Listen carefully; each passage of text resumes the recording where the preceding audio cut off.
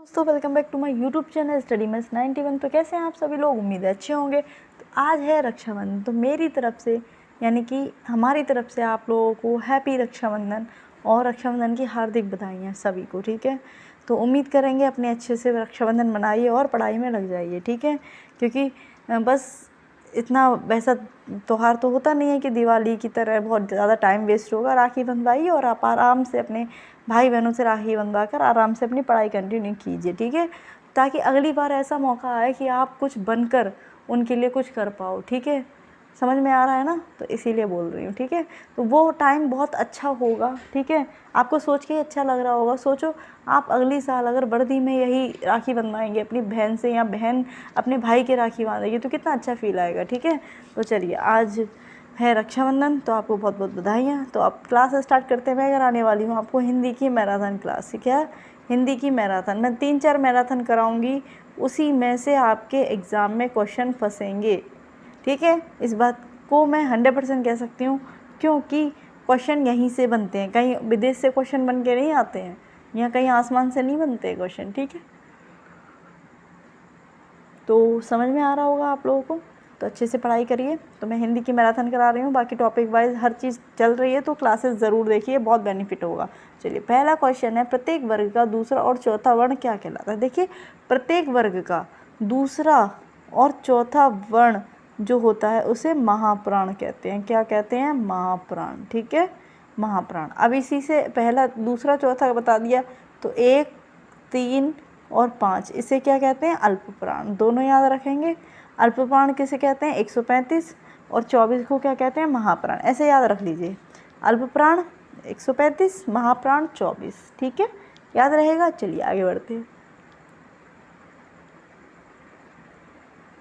महाप्राण ध्वनियाँ व्यंजन वर्ण किससे संबंधित? तो अभी मैंने बताया दूसरा और चौथा। ठीक है, दूसरा और चौथा, ऑप्शन सी बिल्कुल राइट आंसर। चलिए आगे।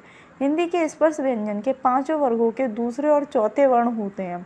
देखिए क्या कह रखा है, स्पर्श व्यंजन के 5 वर्गों के दूसरे और चौथे वर्ण क्या होते हैं? बताइए क्या होंगे? महाप्राण व्यंजन होंगे ना। अभी मैंने बताया दूसरे और चौथे वर्ण। ठीक है, इसे कौन सा कथन अशुद्ध है? बताइए कौन सा कथन अशुद्ध है, बताइए। तो कौन सा शुद्ध है भाई? हिंदी में ज्ञा का उच्चारण परंपरा से भिन्न हो गया है। 2 महाप्राण व्यंजनों का उच्चारण एक साथ हो सकता है, तो सही अशुद्ध बताना है।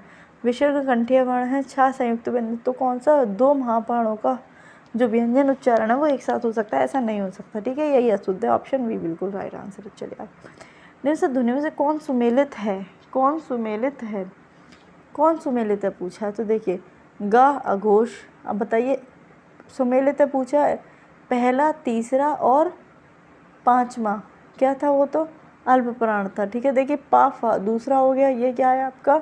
ये तो नहीं है। अगर फा यहाँ पे महाप्राण होता तो ठीक हो जाता। सा प्लस उस, तो ये सही है आपका। सा जो होता है वो ऊष्म व्यंजन है। सा कैसा है? ऊष्म व्यंजन है। ठीक है, वो ठीक है, तो ऑप्शन सी बिल्कुल राइट आंसर है। चलिए आगे। अघोष वर्ण कौन सा है? बताइए अघोष कौन सा है? आंसर दीजिए, अघोष कौन सा है? तो अघोष कौन सा है? सा, यानी कि जो ऊष्म व्यंजन होते हैं, ऊष्म व्यंजन। ठीक है, जैसे सा, शय, ये वाला शय और हा, ये ऊष्म व्यंजन में आते हैं। ठीक है, चलिए आगे बढ़ते हैं। चलिए नेक्स्ट क्वेश्चन है, इनसे अघोष वर्ण कौन सा है? अघोष बताना है। तो अघोष कौन सा है? सा, अभी बताया। चलिए, घा का उच्चारण इंसान कौन सा है? घा, घा का उच्चारण कौन सा है? घा, कहाँ से बोल रहे हो? घा। जब आपके गले में कुछ फंस जाता है, फिर ऐसे करते हो ना, तो वो कहाँ से होता है? कंठ से, गले से होता है, कंठ से। ऑप्शन बी बिल्कुल राइट आंसर। ऐसे याद रखना है। ठीक है, कौन वर्ण ओष्ठ नहीं है? तो बोल के देख लो भाई, बोल के देख लो। माँ, बा, उ, आ। देखो माँ बोलो तो ओठ का काम हो रहा है, बा बोलो तब भी, उ बोलो तब भी, आ बोलना चाहे तो होठ का कोई काम नहीं है। तो कौन सा हो गया? आ, ओष्ठ नहीं है। ठीक है, चलिए आगे बढ़ते हैं। अल्पप्राण ध्वनियों का समूह कौन सा होगा? अभी मैंने आपको बताया अल्पप्राण कौन सी ध्वनि होंगी, बताइए। आंसर दीजिए। मैंने आपको बताया अल्पप्राण कौन सी होंगी, एक, पहला, तीसरा और पांचवा। बताइए कौन सा है पहला, तीसरा, पांचवा? त, थ, द, न, ये तो नहीं है। देखिए कौन सा है? च छ ज झ न, तो कौन सा हो जाएगा? ऑप्शन बी थी, पहला, तीसरा और पांचवा, ऑप्शन बी बिल्कुल ठीक है। चलिए, वैसे महाप्राण वर्ण है, महाप्राण वर्ण है, बताइए कौन सा हो जाएगा? महाप्राण वर्ण कौन सा हो जाएगा आपका? तो कौन सा हो जाएगा? त थ, दूसरा क च, तो कौन सा हो जाएगा? था, ऑप्शन ए बिल्कुल राइट आंसर है। पढ़ के देख लेते हैं तुरंत ही, ठीक है। नेक्स्ट क्वेश्चन है आपका, उच्छ्वास, उच्छ्वास का सही संधि विच्छेद है, उच्छ्वास का सही संधि विच्छेद है उत प्लस छवास, उच्च प्लस श्वास, उच्च प्लस छवास, उत प्लस श्वास, बताइए क्या है? उत प्लस श्वास, उच्छ्वास, उत प्लस ये उत प्लस श्वास, ठीक है, ऑप्शन डी बिल्कुल राइट आंसर है। चलिए आगे बढ़ते हैं। पवन का संधि विच्छेद होगा, पवन का संधि विच्छेद होगा, बताइए क्या होगा पवन का? तो क्या हो जाएगा? पो प्लस अन, पवन, ठीक है, पवन, ठीक है, ऑप्शन डी बिल्कुल राइट आंसर। चलिए आगे बढ़िए। नेक्स्ट क्वेश्चन है आपका, आगे बढ़ते हैं। क्वेश्चन है आपका, निम्न शब्दों में से किसमें स्वर संधि है, बताइए किसमें स्वर संधि है, बताइए। तपोगुण, रामायण, अतैव या सज्जन, तो किसमें है? रामायण में, ठीक है, रामायण में, ठीक है, ऑप्शन बी बिल्कुल राइट आंसर। चलिए आगे बढ़ते हैं। भूर्ध्व, भूर्ध्व का संधि है, भूर्ध्व का क्या हो जाएगा? क्या हो जाएगा बताइए, बताइए। तो क्या हो जाएगा आपका? भू प्लस ऊर्ध्व, ये गलत, इसमें ऑप्शन नहीं है इसलिए इन्होंने अलग बनाया, तो आपका ये होगा, ये दोनों ऑप्शन गलत है, तो ठीक है, तो ऑप्शन के हिसाब से नहीं। आगे देखते हैं। चलिए आगे बढ़ते हैं। दो समीपवर्ती वर्णों के मेल से जो विकार परिवर्तन होता है वह कहलाता है, बताइए वह क्या कहलाता है, बताइए। जो दो समीपवर्ती मेल से जो विकार परिवर्तन होता है वह क्या कहलाता है?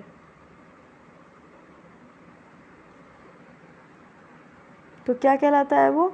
संधि कहलाता है। दो वर्णों के मेल से अभी करते हैं ना, जैसे आ प्लस अ, जो परिवर्तन होता है उसे संधि कहते हैं, ठीक है। चलिए आगे। अन्वेषण का शुद्ध संधि विच्छेद बताइए, अन्वेषण, तो क्या हो जाएगा? अनु प्लस एषण, पिछली बार भी ये अच्छे से पढ़ाया था, अनु प्लस एषण, ठीक है, अन्वेषण, ठीक है। चलिए आगे बढ़ते हैं। क्वेश्चन है आपका, पयोधी संध का संधि विच्छेद होगा, पयोधी का संधि विच्छेद क्या होगा? तो पयोधी का संधि विच्छेद होगा पै प्लस धी, पयोधी, पै प्लस धी, विसर्ग संधि है ना, कौन सी हो जाएगी? विसर्ग संधि, विसर्ग संधि है, विसर्ग संधि इसमें से कौन सी है? तो निष्क्रम हो गई, नी प्लस कर्म निष्क्रम, ठीक है। चलिए आगे बढ़ते हैं। अत्युक्ति, अत्युक्ति शब्द में संधि, अत्युक्ति शब्द में संधि है, अत्युक्ति शब्द में कौन सी संधि है बताइए? तो जाहिर सी बात है कौन सी संधि होगी? यड़ संधि होगा। देखिए ये कैसे हो जाएगी? अति हो जाएगी, आधा ता है या है, यानी कि ई या है, ई और आ है, जैसे पढ़े ई आ, तो या आ गया, ठीक है। तो कौन सी होगा? यड़ संधि, ऑप्शन सी बिल्कुल राइट आंसर। चलिए आगे बढ़ते हैं। बालोचित शब्द का संधि विच्छेद होगा, बालोचित शब्द का संधि विच्छेद क्या होगा बताइए? तो क्या हो जाएगा? बाल प्लस उचित, ऑप्शन बी बिल्कुल राइट आंसर है, बालोचित। चलिए आगे बढ़ते हैं। क्वेश्चन है आपका, भूर्जा का संधि विच्छेद होगा, तो क्या हो जाएगा? भू प्लस ऊर्जा, ठीक है, ऑप्शन सी बिल्कुल राइट। चलिए नेक्स्ट बढ़ते हैं। नेक्स्ट बढ़ते हैं। पंक्ति शब्द का तद्भव होगा, पंक्ति शब्द का तद्भव होगा, बताइए पंक्ति का तद्भव क्या हो जाएगा भाई, बताइए पंक्ति का तद्भव क्या हो जाएगा? पात, ऑप्शन बी बिल्कुल राइट आंसर है।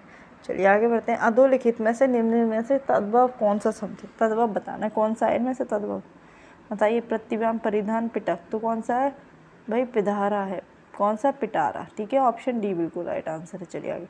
निम्न से एक तद्भव शब्द है, एक तद्भव शब्द है, पूंजी, मूर्ख, नयन, शकुन, तो कौन सा है?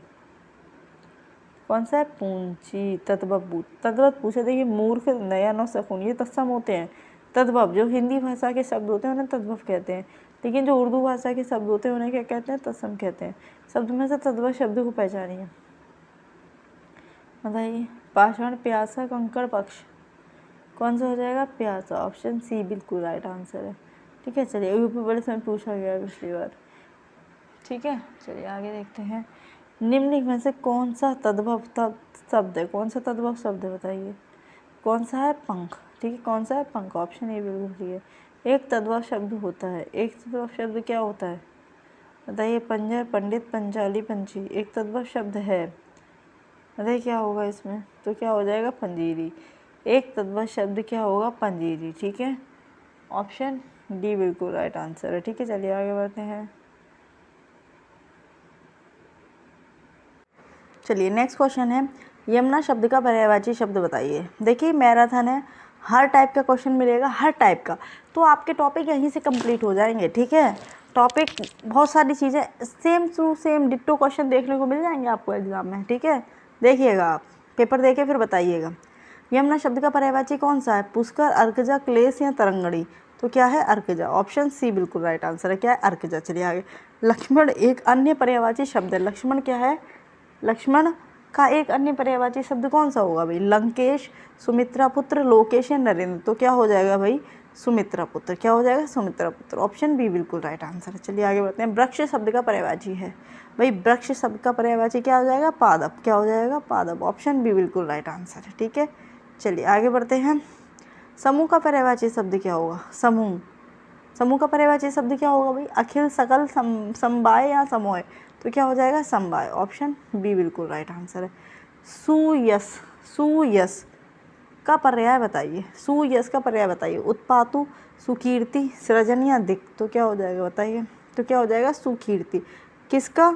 सुयश का, सुकीर्ति। ठीक है, याद रखना। चलिए आगे।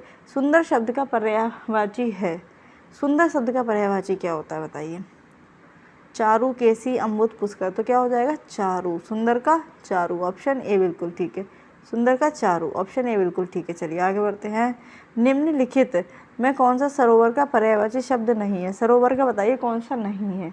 तो देखिए जलाशय भी होता है, तड़ाग भी होता है, सर भी होता है, और कौन सा नहीं होगा? सतदल नहीं होगा। ऑप्शन बी बिल्कुल राइट आंसर है। ठीक है, चलिए आगे बढ़ते हैं। नेक्स्ट क्वेश्चन है आपका, सभी भारतीय, क्या क्वेश्चन है? सभी भारतीय गीता के महात्म्य से परिचित हैं। इसका मतलब सही आपको वो बताना है। क्या बताना है? सही जो बर्तनी होती है वो बतानी है। सही बर्तनी बताइए क्या होगी इसमें? तो मैंने कल बताया था आपको, ये क्या होगी इसकी? क्या होगी? देखिए महात्म है, यानी कि ता और माँ दोनों हाथी होंगे। क्या? ता और माँ। देखो ये अगर ऐसा भी तो हो सकता है यही क्वेश्चन आपके में बिल्कुल रिपीट हो जाए, ऐसा भी हो सकता है ना, तो इसलिए कह रही हूँ इनमें से बहुत सारे क्वेश्चन रिपीट होंगे। महात्मा, ठीक है, महात्मा। तो ऑप्शन बी बिल्कुल राइट आंसर है। चलिए आगे बढ़ते हैं। नेक्स्ट है, बर्तन की दृष्टि से शुद्ध शब्द बताइए। शुद्ध शब्द बताना है। रचयिता ये गलत है, रचयिता ये भी गलत है, रचयिता ये सही है। ऑप्शन बी बिल्कुल राइट आंसर है, रचयिता। चलिए, मानव वर्तनी के अधिक मतलब आधार पर शुद्ध शब्द पहचानिए। देखिए मृत्युदंड देखना है। अब मृत्युदंड बताइए कौन सा सही है? तो देखिए मृत्युदंड जो है वो कौन सा सही होगा? ये वाला, मृत्यु ऐसे ही लिखते हैं, और दंड मृत्युदंड। ठीक है, समझ में आया? चलिए आगे बढ़ते हैं। वर्तनी की दृष्टि से शुद्ध शब्द लिख छांटिए। शुद्ध छांटने हैं शब्द, बताइए। अभिराम, अभिराम, अभिराम, अभिराम, बताओ क्या होगा? तुम कैसे बताओ कैसे क्या होगा? तो क्या हो जाएगा? D option. क्या हो जाएगा? डी ऑप्शन बिल्कुल ठीक है। चलिए आगे बढ़ते हैं। ठीक है, बर्तनी की दृष्टि से शुद्ध शब्द है। नेक्स्ट क्वेश्चन है आपका, बर्तनी की दृष्टि से शुद्ध शब्द कौन सा है? बताइए कौन सा होगा? चिन्ह, अनुग्रहित, या फिर विवर्त, या फिर विहरणी? तो कौन सा हो जाएगा? विवर्त। ठीक है, चलिए आगे बढ़ते हैं नेक्स्ट क्वेश्चन की ओर। क्वेश्चन है आपका, व्याप्त में संधि है। क्वेश्चन है आपका, व्याप्त में संधि है, तो कौन सी संधि होगी व्याप्त में? गुर संधि, दीर्घ संधि, यड़ संधि, अयादि संधि? तो कौन सी होगी? यड़ संधि। कौन सी संधि होगी? यड़ संधि। ऑप्शन सी बिल्कुल राइट आंसर। यड़ संधि कैसे पहचानेंगे? या आएगा उसमें, हमेशा इस तरह से पहचान, या यड़। प्रति प्लस आरोपण का संधि विच्छेद क्या होगा? देखिए प्रति, तो इसमें से ई मिल गया प्लस आ मिल गया, तो ई या, यानी कि या। तो देखो प्र और ये तहादा बचा प्रत्या है ना, रोपण, प्रत्यारोपण। अब किस में है? इस तरह से संधि बनाते हैं। ठीक है, वहाँ पे भी बना सकते हैं। कौन से में है? ऑप्शन सी में है, तो प्रत्यारोपण। ठीक है, कौन सी संधि है इसमें? बताइए कौन सी संधि है इसमें? तो इसमें भी यड़ संधि है। कौन सी संधि है? यड़ संधि है इसमें। ठीक है, याद रखेंगे कौन सी संधि है? यड़ संधि है। चलिए आगे बढ़ते हैं। यद्यपि का संधि विच्छेद है। यद्यपि का क्या होगा? तो यदि प्लस अपि, यदि प्लस अपि। ठीक है, यद्यपि। ऑप्शन ए बिल्कुल राइट आंसर है। चलिए आगे बढ़ते हैं। व्याप्त का संधि विच्छेद होगा तो क्या हो जाएगा? व्याप्त का संधि विच्छेद बी प्लस आप्त, बी प्लस आप्त यानी कि ई प्लस आ या, तभी तो इसका क्या बन जाएगा? व्याप्त। समझ में आया इस तरह से? ठीक है, समझ में आ रहा है। चलिए ऐसे ही होता है। चलिए आगे बढ़ते हैं। नेक्स्ट क्वेश्चन है आपका अत्यावश्यक। अत्यावश्यक का संधि विच्छेद है। अत्यावश्यक का संधि विच्छेद क्या है बताइए? तो क्या हो जाएगा? कराया है अच्छे से, अति प्लस आवश्यक, अत्यावश्यक। ठीक है, ऑप्शन ए। जब भी आपको या दिखे, ठीक है, तो क्या हो जाएगा आपका? क्या आ जाएगा बताइए? ई और या हो जाता है। अत्यावश्यक में क्या हो जाएगा? अति प्लस आवश्यक हो जाएगा। ठीक है, चलिए आगे बढ़ते हैं। इत्यादि का क्या हो जाएगा? इत्यादि का क्या हो जाएगा? इति प्लस आदि, इति प्लस आदि इत्यादि। ठीक है, और ये आधा वर्ण क्यों आता है? क्योंकि हम उसकी ई ले लेते हैं और दूसरे वर्ण को मिला के उसमें या बना देते हैं, इसलिए आता है। ठीक है, चलिए आगे बढ़ते हैं। नेक्स्ट क्वेश्चन है आपका देशज शब्द छाटिए। कौन से शब्द? देशज शब्द। देशज बताइए कौन से होंगे? तारीख, सूरज, जन्म, डिबिया। तो ये कल भी क्वेश्चन रिपीट हुआ था। डिबिया कैसा है? देशज है, यानी कि अपने देश में ही देशज जन्मा हुआ शब्द को देशज शब्द कहते हैं। चलिए आगे। कौन तुर्की शब्द नहीं है? कौन सा नहीं है? तो डेरा, बावर्ची, बेगम, दरोगा, ये तुर्की शब्द हैं। कैसे शब्द हैं? तुर्की। बाकी डेरा नहीं है आपका। ठीक है, चलिए आगे बढ़ते हैं। कैंची किस भाषा का शब्द है बताइए? कैंची किस भाषा का शब्द है? तुर्की भाषा का शब्द है कैंची। कैंची किस भाषा का शब्द है? तुर्की भाषा का। ठीक है, चलिए आगे बढ़ते हैं। ठीक है, चलिए नेक्स्ट आगे बढ़ते हैं। आचार। अचार शब्द किस भाषा से आकर हिंदी में प्रयुक्त हुआ है? अचार बताइए। तो किससे आया? ये पुर्तगाली भाषा के आकर हिंदी में सम्मिलित हुआ है। ऑप्शन ए बिल्कुल राइट आंसर है। ठीक है, चलिए। लाश जो है वो शब्द किस मूल भाषा का है? किस भाषा का? तुर्की भाषा का। तो ऑप्शन सी बिल्कुल राइट आंसर है। ठीक है, ये इन्हें हम क्या कहते हैं? विदेश। चलिए आगे देखते हैं हम। नेक्स्ट क्वेश्चन है जड़। जड़ का अर्थ है। जड़ का अर्थ क्या होता है बताइए? जड़ का अर्थ क्या होता है बताइए? तो जड़ का अर्थ क्या होता है? मूल, कारण, मूर्ख। जड़ का अर्थ क्या होता है? मूल, कारण, मूर्ख। ऑप्शन सी बिल्कुल राइट आंसर है। चलिए आगे बढ़ते हैं। नेक्स्ट क्वेश्चन है, एक मिनट इधर कर लेते हैं। नेक्स्ट क्वेश्चन है टुक और टूक। टुक और टूक। देखो, टुक माने होता है थोड़ा और टूक माने होता है टुकड़ा। थोड़ा, टुकड़ा, टुक टुक, टुक टुक, मतलब थोड़ा टुकड़ा मांगना हुआ तो टुक टुक। तो ऑप्शन ए बिल्कुल राइट आंसर है। ठीक है, चलिए आगे बढ़ते हैं। इनमें से कौन से शब्द का अर्थ हिंदी और अंग्रेजी में भिन्न होता है बताइए? किसका शब्द हिंदी और अंग्रेजी में भिन्न होता है? डूंगरी, ठग, लूट और अवतार। तो किसका होता है? डूंगरी का। ठीक है, ऑप्शन ए बिल्कुल राइट आंसर है। ठीक है, चलिए आगे बढ़ते हैं नेक्स्ट क्वेश्चन की ओर। नेक्स्ट क्वेश्चन देखते हैं आपका द्रोण का अर्थ है। किसका? द्रोण का। किसका? द्रोण का अर्थ क्या है? क्या है? द्रोणाचार्य कौवा। द्रोण का अर्थ क्या है? द्रोणाचार्य कौवा अर्थ है इसका। ठीक है, ऑप्शन सी बिल्कुल राइट आंसर। दिन और दिन का अर्थ क्या है? अब देखो, दिन का तो हमें पता ही है। दिन का क्या होता है? दिवस। दिन का क्या होता है? दिवस। और दिन का गरीब। तो ऑप्शन बी बिल्कुल राइट आंसर है। आप ऐसे कर ही सकते हैं, कुछ चीज़ें आपको खुद ही पता होती हैं। ठीक है, चलिए आगे बढ़ते हैं। ठीक है, नेक्स्ट है आपका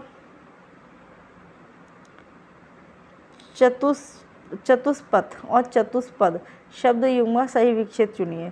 बताइए क्या हो जाएगा? तो देखिए, चतुष्पथ होता चौराहा, 4 पैरों वाला, और चतुष्पद 4 पैरों वाला। ऑप्शन ए बिल्कुल राइट आंसर है। जिनको नहीं पता है उन्हें अच्छा लग रहा होगा। तनु और तनु, तनु और तनु शब्द का युग्म सही विकल्प चुनिए। बताइए तो क्या होगा इसका?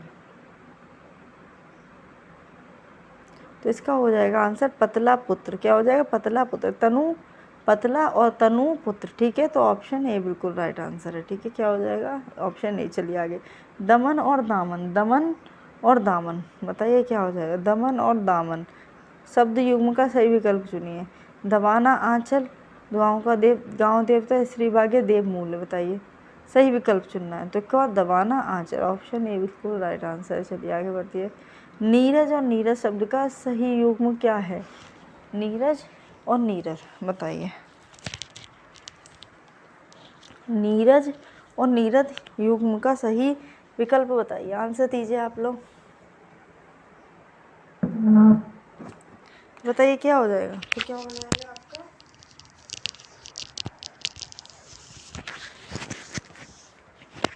क्या हो जाएगा इसका, क्या हो जाएगा आपका इसका डी, कमल और बादल। नीरज मतलब होता है कमल, नीरज मतलब होता है बादल, तो ऑप्शन डी बिल्कुल राइट आंसर। ठीक है, चलिए आगे बढ़ते हैं।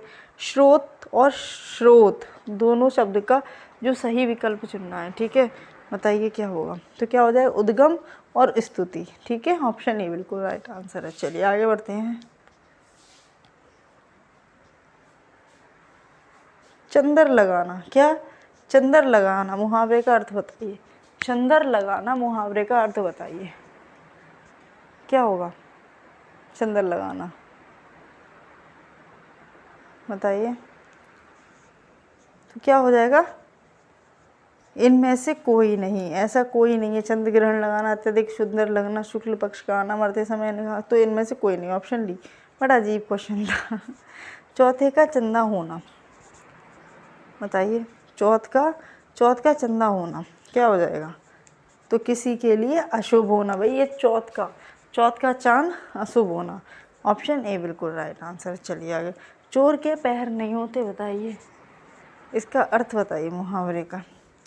चोर के पैर नहीं होते, पापी का मन स्थिर नहीं होता, पापी का मन स्थिर होता है, पवित्र व्यक्ति का मन स्थिर होता है, गरीब का मन, तो पापी का मन अस्थिर होता है, ऑप्शन बी बिल्कुल राइट आंसर है। ठीक है, चलिए। चेहरे पर हवाइयाँ उड़ना, चेहरे पर हवाइयाँ उड़ना का अर्थ होगा तेजी से चलना, घबरा जाना, जवाब ना देना, क्रोधित होना, बताइए। तो क्या हो जाएगा, तेजी से चेहरे पर हवाइयाँ उड़ना, घबरा जाना, कहते नहीं उसके चेहरे की हवाइयाँ उड़ गई थी, तो घबरा जाना। ठीक है, ऑप्शन बी बिल्कुल राइट आंसर है। चलिए। चोर की दाढ़ी में तिनका, बताइए इसका, बताइए। चोर की दाढ़ी में तिनका में क्या हो जाएगा, अपराधी का अपनी दाढ़ी खुजलाना, अपराधी का शंकाग्रस्त रहना, अपराधी की पहचान हो जाना, अपराधी का अपनी पहचान छुपाना, बताइए। तो क्या हो जाएगा, अपराधी का शंकाग्रस्त हो जाना, यानी उस पर डाउट हो जाना, क्या हो जाना, डाउट। ठीक है, तभी तो कहते हैं चोर की दाढ़ी में तिनका, कहावत है। चलिए आगे बढ़ते हैं। नेक्स्ट क्वेश्चन है आपका, जलना शब्द में कौन सा प्रत्यय, जलना, जलना तो कौन सा, अना। ठीक है, ऑप्शन बी बिल्कुल राइट आंसर। जल प्लस अना, जलना। ठीक है, इस तरह से। कृदंत प्रत्यय किन शब्दों में के साथ जुड़ते हैं, कौन से कृदंत, कौन से प्रत्यय, कृदंत प्रत्यय। ठीक है, कौन से शब्दों के साथ जुड़ते हैं, तो ये क्रिया के साथ जुड़ते हैं, किसके साथ जुड़ते हैं, क्रिया के साथ, ऑप्शन डी बिल्कुल राइट आंसर। मिलाप शब्द में कौन सा प्रत्यय है, बताइए। मिलाप में कौन सा हो जाएगा भाई, आप, मिलाप में कौन सा प्रत्यय हो जाएगा, आप प्रत्यय, ऑप्शन बी बिल्कुल। देखो यूपी पुलिस कांस्टेबल में पूछा गया है। लिखावट में प्रत्यय, ये भी यूपी पुलिस में है। लिखावट में प्रत्यय आवट हो जाएगा, ये तो मैंने पहले ही बता चुकी हूँ, आवट। ठीक है, ऑप्शन डी बिल्कुल राइट है सर। चलिए आगे। खिलौना शब्द में मूल शब्द है, खिलौना शब्द में मूल शब्द है, बताइए। तो कौन सा है भाई, खेल ही तो होगा, खिलौना, खेल, ऑप्शन बी बिल्कुल राइट आंसर है। ठीक है, चलिए आगे बढ़ते हैं। आगे है, किस रस को रसराज कहा जाता है, बताइए किस रस को रसराज कहा जाता है, आंसर दीजिए। वीर रस, हास रस, श्रृंगार रस या शांत रस, तो ये सभी को पता होगा, श्रृंगार रस को, श्रृंगार रस को रसराज कहा जाता है। ठीक, चलिए। इस श्रृंगार रस का स्थायी भाव क्या है, भाई श्रृंगार रस का स्थायी भाव क्या है, रति, प्रेम। ठीक है, रति प्रेम, ऑप्शन बी बिल्कुल राइट आंसर है। चलिए आगे बढ़ते हैं। नेक्स्ट क्वेश्चन है आपका, सघोष वर्ण कौन सा है, बताइए।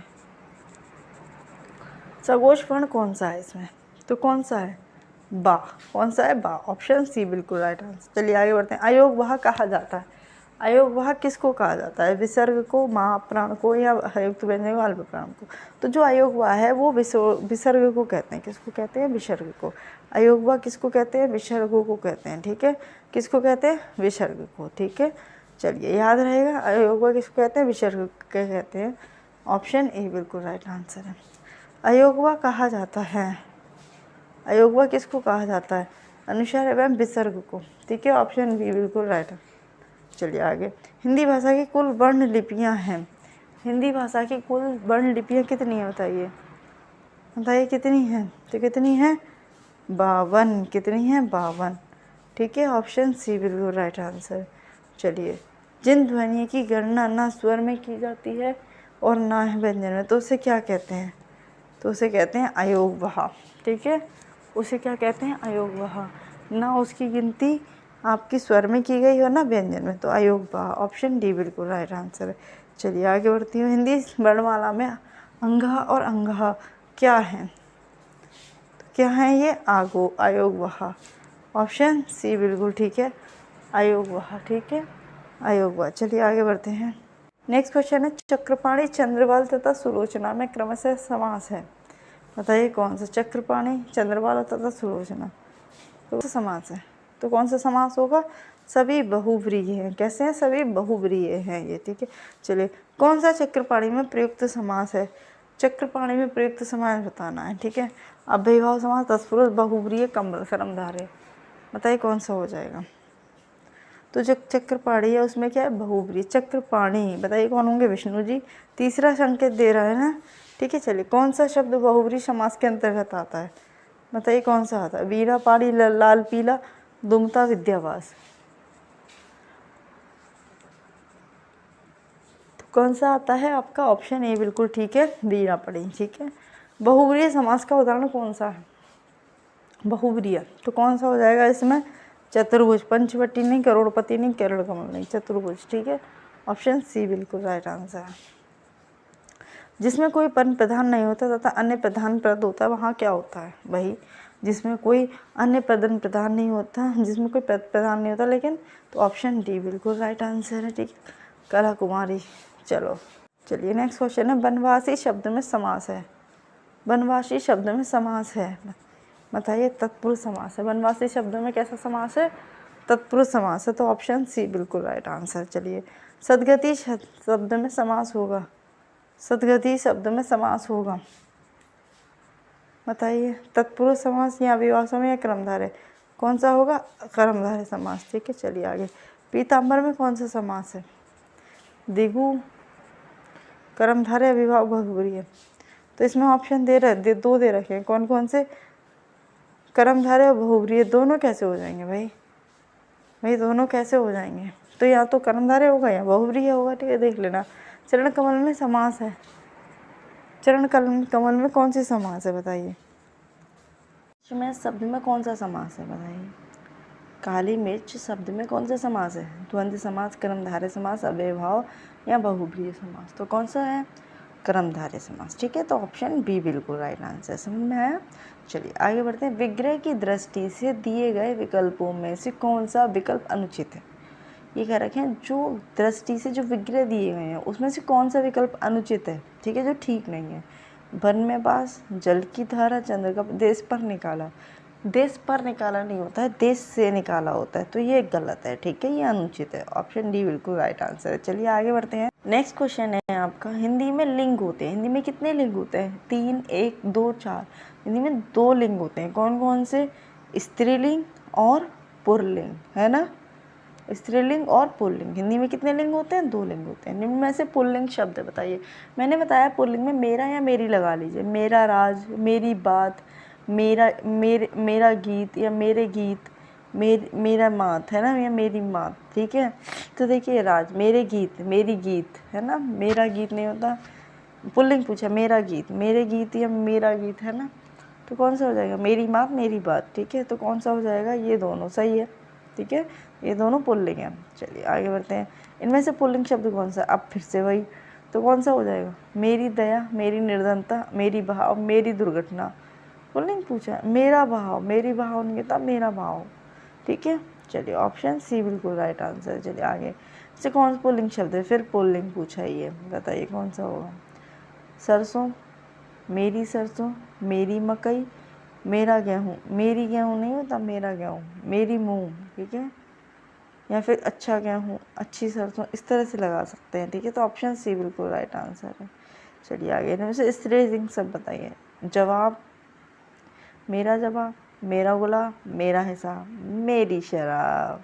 ठीक है, क्या बोलेंगे? मेरी शराब। तो ऑप्शन डी बिल्कुल राइट है, स्त्रीलिंग। तो स्त्रीलिंग और पुल्लिंग कैसे लिखते हैं? मेरा और मेरी लगा के। ठीक है, बुढ़ापा, किसका बुढ़ापा? मेरी बुढ़ापा नहीं होता, मेरा बुढ़ापा होता है। जड़ता, बताइए, मेरी जड़ता, मेरी घटना, मेरी दया। तो ऑप्शन ए बिल्कुल राइट आंसर है, बुढ़ापा। पुल्लिंग में क्या हो जाएगा, बुढ़ापा। ठीक है, चलिए आगे बढ़ते हैं। नेक्स्ट क्वेश्चन है आपका, हमारा समाज उन्नति के पथ में है, इस वाक्य में किस प्रकार की अशुद्धि है बताइए। तो इस हमारे समाज उन्नति के पथ में है, मतलब यहाँ पे अशुद्धि है ना, उन्नति के पथ में क्या होता है, तो कारक अशुद्धि है। कैसी अशुद्धि है, कारक। ठीक है, कारक तो आपने पढ़ा हुआ ना, कर्ता ने कर्म को कर्म से, है ना, वही वाली अशुद्धि है। घोंसले में चिड़िया है, कौन सा कारक है बताइए। तो मैंने बताया जहाँ भी मैं और पर दिखे, मैं और पर, वहाँ कौन सा होता है, अधिकरण कारक होता है। ऑप्शन सी बिल्कुल राइट आंसर। चलिए, शब्द में अधिकरण का प्रयोग हुआ है बताइए, तो कहाँ हुआ है अधिकरण का प्रयोग, कहाँ हुआ है, वाहन, ऋण, बहाना, रूढ़। ठीक है, तो ऑप्शन ए बिल्कुल राइट आंसर है। चलिए आगे बढ़ते हैं। नेक्स्ट क्वेश्चन है आपका, रात को अचानक वर्षा होने लगी, मैं क्रिया विशेषण का कौन सा भेद है। रात में अचानक वर्षा होने लगी, प्रमाणवाचक, रीतिवाचक, स्थानवाचक या कालवाचक। तो कौन सा है ये भाई, कालवाचक यानी अचानक वर्षा हो गई, तो रीतिवाचक क्रिया विशेषण है। ऑप्शन बी बिल्कुल राइट आंसर है। ठीक है, क्रिया विशेषण के कितने भेद होते हैं जी बताइए। तो क्रिया विशेषण के कितने भेद होते हैं, वैसे तो क्रिया विशेषण के 4 भेद होते हैं, पता नहीं इन्होंने 3 कौन से कॉन्सेप्ट से कह रखे हैं, लेकिन मोस्टली 4 भेद होते हैं। तो ऑप्शन बी, अगर इन्होंने ए और बी 2 लो लगा रखा है, लेकिन वैसे तो 4 होंगे। ठीक है ना, निम्न से कौन सी क्रिया विशेषण का भेद नहीं है बताइए, है ना, ये चारों ही होते हैं ना, 3 है, हाँ सॉरी 3 तो कौन सा नहीं है इसमें, जातिवाचक। कौन सा नहीं है, जातिवाचक। परिमाणवाचक, स्थानवाचक, रीतिवाचक है ये। एक कालवाचक और होता है ना, तो 4 होते हैं। ठीक है ना, याद रखना। धावक तेज गति से दौड़ते हैं, वाक्य में तेज गति क्रिया विशेषण का कौन सा भेद है। धावक तेज गति से दौड़ते हैं, वाक्य में तेज गति क्रिया विशेषण का कौन सा है, रीतिवाचक, स्थानवाचक, परिमाणवाचक या कालवाचक। तो कौन सा है, रीतिवाचक। देखिए 4 भेद ही होते हैं। ठीक है, याद रखना, 3 भेद नहीं लगा के आना। कौन सा होगा, रीतिवाचक। रीतिवाचक। विशेषण की विशेषता बताने वाला शब्द क्या कहलाता है, विशेषण की विशेषता बताने वाले शब्द को प्रीविशेषण कहते हैं। क्या कहते हैं, प्रीविशेषण। याद रखना, विशेषण की भी जो विशेषता बताए उसे प्रीविशेषण कहते हैं, याद रहेगा। चलिए, चलना फिरना दौड़ना कैसी क्रिया है, चलना फिरना दौड़ना कैसी क्रिया है बताइए। चलना फिरना दौड़ना अकर्मक क्रिया है, इसमें कर्म की ज़रूरत नहीं पड़ती, तो ये अकर्मक क्रिया है। ठीक है, तो ऑप्शन सी बिल्कुल राइट आंसर। चलिए आगे, सकर्मक क्रिया की पहचान कैसे करें। अच्छा, इसमें करें, कैसे करें बताओ सकर्मक क्रिया। देखिए, मुस्कुराना, रोना, हंसना ये अकर्मक क्रियाएं हैं, जबकि पढ़ना ये सकर्मक क्रिया है। ठीक है, चलिए आगे। बच्चा अखबार पढ़ रहा है, इसमें किस प्रकार का वाक्य है ये बताइए, कैसा वाक्य भैया, बच्चा क्या पढ़ रहा है, बच्चा अखबार पढ़ रहा है, सकर्मक है। ठीक है, ऑप्शन ये बिल्कुल राइट आंसर है। अकर्मक के कितने भेद होते हैं, तो अकर्मक के कितने भेद होते हैं, 2 भेद होते हैं। ऑप्शन ए बिल्कुल राइट आंसर है। ठीक है, पूर्ण अकर्मक के कितने भेद होते हैं, अब ये इतना डीप में तो है नहीं जाएगा। पूर्ण अकर्मक के भी 2 ही भेद होते हैं। पूर्ण अकर्मक के कितने भेद होते हैं, 2 भेद होते हैं, तो आपको ये याद रखना है। ठीक है, चलिए आगे बढ़ते हैं। नेक्स्ट है, निर्गुण में कौन सा उपसर्ग है भाई, निर्गुण में कौन सा उपसर्ग है, तो निर। कौन सा, ये वाला निर, हलंत वाला निर, निर्गुण। ठीक है, चलिए। प्रत्यय पर्ण में उपसर्ग लगाए, देखिए जब भी मैंने बताया ना, ये तो संधि में से पता चल जाता है कौन सा होगा, इसमें प्रति होगा। कौन सा होगा, प्रति होगा, तो ऑप्शन बी बिल्कुल राइट आंसर है, प्रति उपसर्ग होगा। उत शब्द का प्रयोग नहीं हुआ है, किसमें, उत नहीं प्रयोग हुआ है। देखिए, उत्कर्ष में है, उत्तम में है, उद्गम में भी उत आएगा, अत्यधिक में क्या आएगा, अति आएगा, तो ऑप्शन सी बिल्कुल राइट आंसर है। इस तरह से आप कर सकते हैं। नेक्स्ट क्वेश्चन है आपका, विवश रस का स्थायी भाव क्या होगा बताइए। विवश रस का जो स्थायी भाव होता है वो जुगुप्सा होता है। क्या होता है, जुगुप्सा होता है, तो ऑप्शन सी बिल्कुल राइट आंसर है। इंपॉर्टेंट क्वेश्चन है, स्थायी भाव तो पूछा जाएगा। किस रस का स्थायी भाव जुगुप्सा है, तो किसका हो जाएगा, विवश रस का। बस दोनों क्वेश्चन घुमा फिरा के पूछ सकता है, तो ऑप्शन बी बिल्कुल राइट आंसर है। ठीक है, चलिए आगे बढ़ते हैं। नेक्स्ट क्वेश्चन है आपका, साकेत महाकाव्य पर कवि मैथिली शरण गुप्त को कौन सा पारितोषिक प्राप्त हुआ था, तो कौन सा प्राप्त हुआ था साकेत महाकाव्य पर कवि मैथिली शरण गुप्त को, मंगला प्रसाद। कौन सा प्राप्त हुआ था, मंगला प्रसाद, तो ऑप्शन डी बिल्कुल राइट आंसर है। ठीक है, चलिए। ज्ञानपीठ पुरस्कार किस क्षेत्र में श्रेष्ठ कार्य करने पर दिया जाता है, तो भाई ये बता चुके हैं, साहित्य के क्षेत्र में। ज्ञानपीठ पुरस्कार किसके क्षेत्र में दिया जाता है, साहित्य के क्षेत्र में। ऑप्शन डी बिल्कुल राइट आंसर है। मैंने ये क्लास कराई है कि कौन सा पुरस्कार किस क्षेत्र में दिया जाता है ना, तो इतना आपको देख लेना है। चलिए आगे बढ़ते हैं। आगे है, अधोलिखित में तद्भव शब्द है, कौन सा है, प्रतिविज्ञान, परिधान, पिटक या पिटारा, बताइए कौन सा है? तो पिटारा, ठीक है। पिटारा क्या है? आपका तद्भव है। कौन सा एक तद्भव शब्द है? तो इसमें कौन सा हो जाएगा भाई? पूंजी हो जाएगी, ठीक है। चलिए आगे, निम्न शब्दों से तद्भव शब्द को पहचानिए, तो कौन सा हो जाएगा? प्यासा, ठीक है। कौन सा हो जाएगा? प्यासा। शायद ये क्वेश्चन हो चुका है, चलिए कोई नहीं, रिपीट हो गया, तो इसमें हो जाएगा तद्भव पंख, ठीक है। चलिए आगे, तद्भव शब्द कौन सा है? तो भाई इसमें हो जाएगा आपका पंजीरी। तो ये थे आपके, कुछ देख लेती हूँ और तो नहीं बचे हैं। तो आपके सभी क्वेश्चन हो चुके हैं, जितने बनते थे आपके, ठीक है। तो ये थे आपके क्या? प्रैक्टिस सेट मैराथन, ठीक है। हिंदी की मैराथन है ना, हिंदी की मैराथन थी। तो आपको क्लास कैसी लगी? आप देखना, इसमें से आपको बहुत क्वेश्चन एग्जाम में देखने को मिलेंगे, क्योंकि मैंने इसमें सारे इंपॉर्टेंट क्वेश्चन लाने की कोशिश की है, ठीक है। तो क्लास पूरी देखिए, उम्मीद है आपको अच्छी लगी होगी, आप लोगों को जो मैराथन मिल रही है वो अच्छी लग रही होगी। बाकी आप लोगों के एग्जाम में जो मैराथन दी जा रही है, इनमें से भी क्वेश्चन पूछे जाएंगे, जो टॉपिक कराए जा रहे हैं छोटे छोटे, उनमें से भी क्वेश्चन बनते हैं, ठीक है। इसीलिए आपको कराए जा रहे हैं कि आपका कुछ मतलब पेपर में कुछ अच्छा हो। हम चाहते हैं आप लोग अच्छे से अच्छा स्कोर करके आएँ, ठीक है। तो क्लास कैसी लगी कमेंट में ज़रूर बताना, ज़्यादा से ज़्यादा शेयर कर देना, ठीक है। तो आज की क्लास के लिए इतना ही। जय हिंद, जय भारत, मिलते हैं दूसरी क्लास में।